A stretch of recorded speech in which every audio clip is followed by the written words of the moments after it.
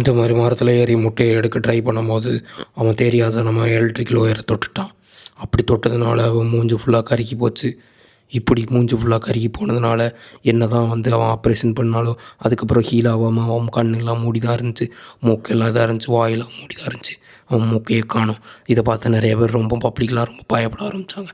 அப்படி பயந்தனால அவன் வீட்டுக்குள்ளேயே இருந்தான். ஆனால் கொஞ்சம் வளர ஆரம்பிக்கும் போது கொஞ்சம் கொஞ்சமாக ஹைவேல போனான். அவனோட நெய்பர்ஸ்லாம் அவனை பார்த்து சார்லி நோ ஃபேஸ் அப்படின்னு சொல்லி அவனுக்கு பேர் விட்டாங்க.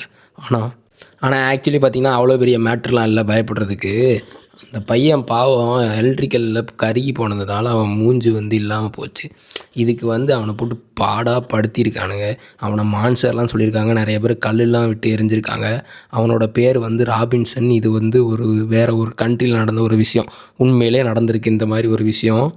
ஸோ இந்த மாதிரிலாம் நடந்தால் கொஞ்சமாவது அவங்களுக்கு கைண்ட்னஸ் காட்டுங்க. அவங்கள பார்த்து பயப்படாமல் அவங்களுக்கு ஹெல்ப் பண்ணுங்கள்.